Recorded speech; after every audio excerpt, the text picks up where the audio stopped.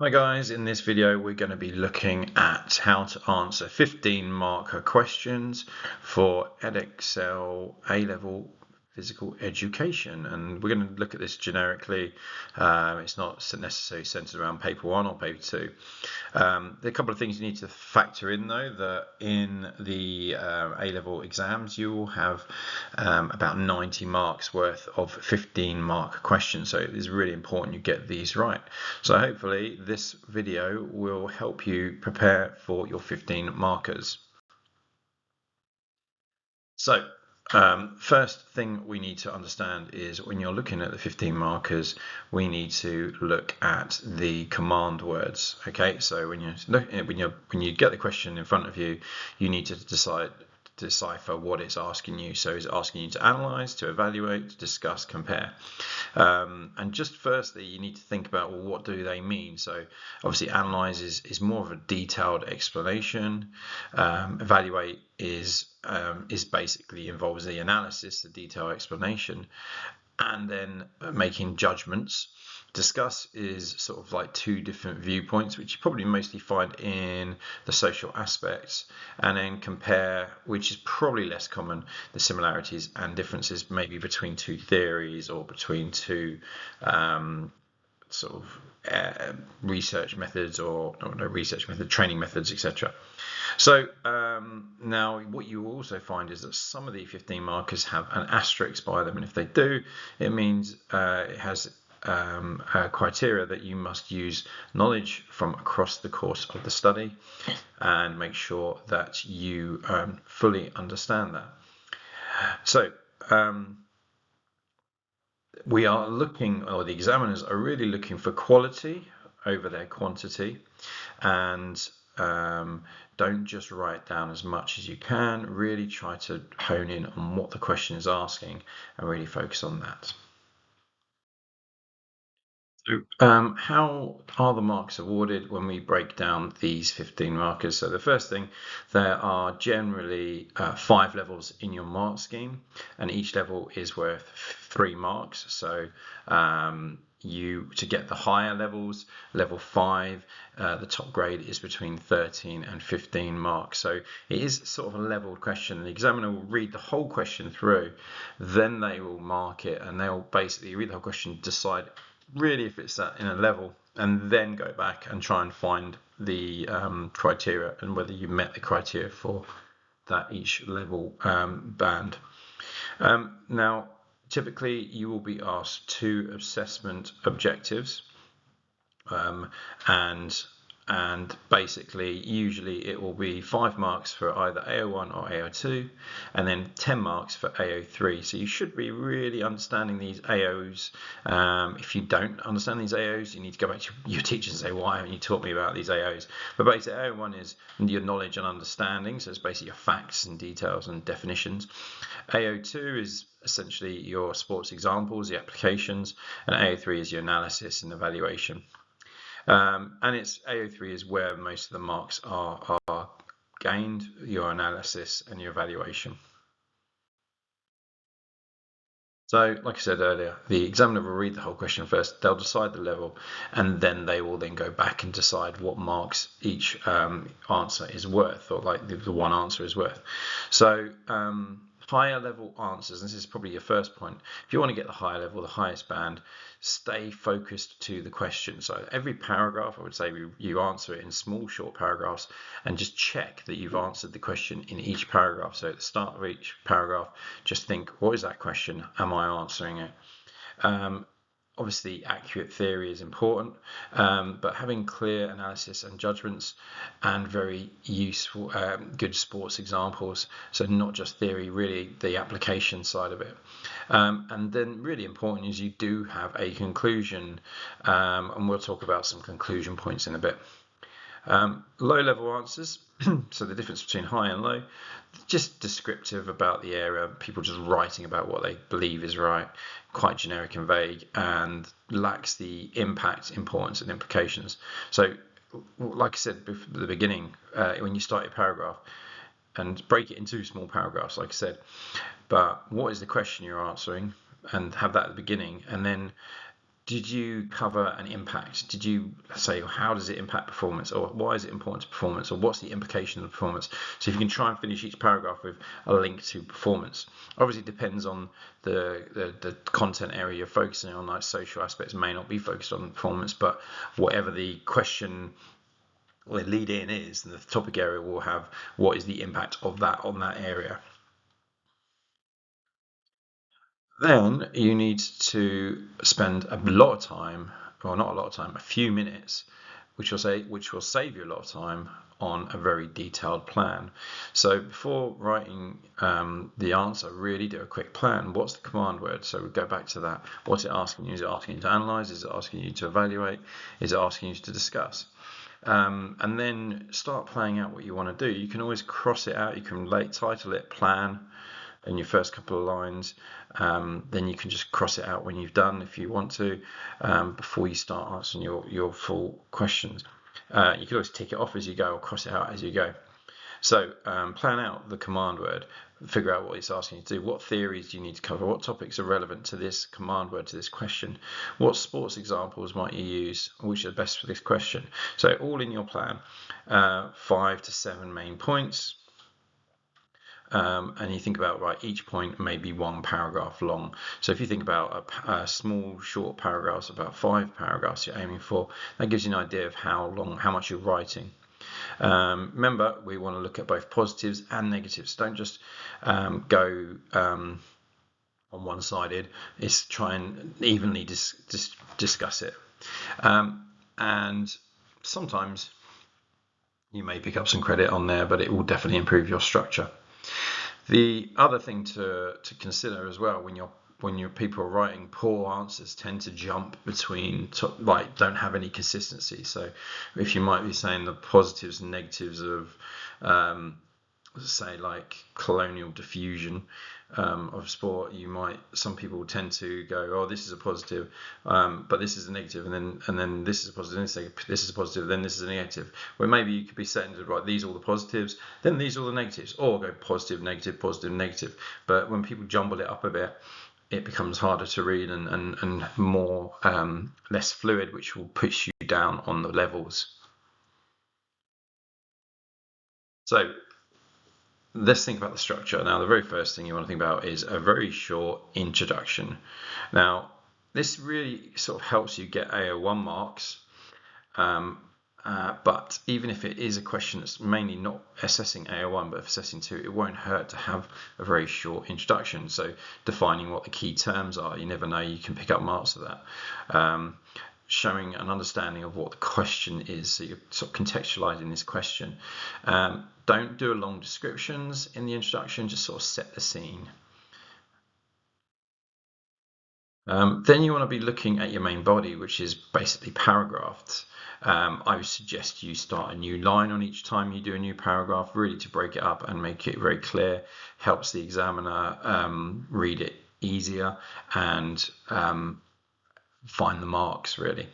So now, depending whether it's AO1 or AO2 is the question, what the question is asking, but it's going to be 5 marks for either AO1 and AO2. Sometimes you may not realise, you may struggle to do it. So even if you just have this as your sort of your template, and think of it as a peel paragraph where you have your point, your evidence, your explanation, point, your example, and your explanation, and then your linking, that helps you do a good paragraph. So you might a good structured paragraph is to say your point and then go because, for example, and therefore. And if you've got because, for example, and therefore in your answers, you've got a really easy structured paragraph. So firstly, start with a brief theory. It might be a definition, it might be an explanation of a typical psychological theory, it could be anything. Then sort of back it up with an applied sports example. So make sure you're up to date with your knowledge on sports examples. And then you're going to start your analysis and your evaluation, the therefore points. So these are quite good phrases to use. So I said because, for example, and therefore, just have that regurgitate in your head. But you could have a paragraph with each of these in. So this results in, therefore, consequently, this suggests that, by way of critique. And these are all really useful sort of triggers for your AO3 sort of evaluative points. And like I say, paragraphs shouldn't be huge, maybe 5 to 8 lines long, nothing huge, nothing too long, but leave a space between each of them, or start a new line each paragraph, just to make it easier for the examiner to really understand and process your work. So good examples, so we're talking about sports examples at this point, must be relevant to the question and varied. Now, typically people will just go football, football, football, football as their examples. Try to vary it, try to come up with different sports examples. It shows a better range of knowledge and understanding. And try to integrate it with the explanation. Like I said, if you follow that peel structure and you go because, for example, therefore, that's going to be embedded into your answers. Strong is an example of a strong example versus a weak example. So basketball players need repeated anaerobic sprints required. Therefore, for the RAST test is more suitable the Wingate test, as it replicates intermittent running-based efforts seen in match play. And a weak example is basketball players need fitness. So it's quite straightforward and explanatory, but it's that depth that you're going into in your sports example. The actual fact, you could get rid of basketball player and change it to netball player. You could change it to other things, but it's that applied sense that you're getting through this and showing your knowledge of theory as well. So the bit where you want to be all getting is the higher grades rather than just sort of mid-range grades, and typically nationally people don't do very well in these 15 markers, so it's really important you do spend a lot of time working on these. So AO3s, yeah, we could be looking at things like cause and effect. So when you're really breaking down your answers into AO1, AO2, AO3, and really trying to stretch and challenge your answer, firstly, what's the cause and what was the impact of the cause? So you have the impact, the cause of the theory you're looking at, and then what is the effect on that? So whatever you're looking at, what is the effect of it? Could you compare it to alternatives? So it could be psychological theories. You might be comparing different approaches, could be looking at different methods of training, or you could be start looking at what is the strengths and what is the weaknesses. It really depends on the question that you're answering there, but just try and think of these sort of 2-line approaches of it. What's the cause and effect, or how can you compare it to other things, or what are the strengths and what the weaknesses are. It could be, should something be allowed, yes or no. And then what is the impact on performance, or impact on whatever the theory or that the question is looking at. So you're really looping back around to answer that question. An example is below. Newton's second law explains acceleration. Sprint applies force against the blocks. Therefore, and there we go, that therefore word. Incorrect block angles reduce horizontal force, negatively affecting the acceleration and raise performance. So we got the cause and effect. Okay, and really important conclusion, so a paragraph at the end to conclude your answers. So will you summarize your key arguments? So you can go back and just say, okay, that's a key point, that's a key point, that's a key point. Look at your plan to help you do that. Make a judgment based on the command word. Basically, you say what you actually believe at the end of it. If it's good, if it's bad, if it's agree or disagree, you make a judgment. You're not going to be wrong. You just need to make an informed judgment. Well, you might be wrong if you're talking about the wrong things, but if you don't agree with something, you can't get down marked. It's the way you present it. So you can balance the view, like we said, but make a judgment. A good way of starting your conclusion would be in conclusion, by the way of summary. Overall, the evidence suggests. So, and this is what the examiners may use to see whether you're in those top bands, the top grades. So really important that you have a decent conclusion. Okay, so let's look at what the examplers and the sort of example material shows us. Level 5 answers typically covers 5 to 7 well-developed points. So, if you aim for 6, you're in a good position. Earlier I said about 8.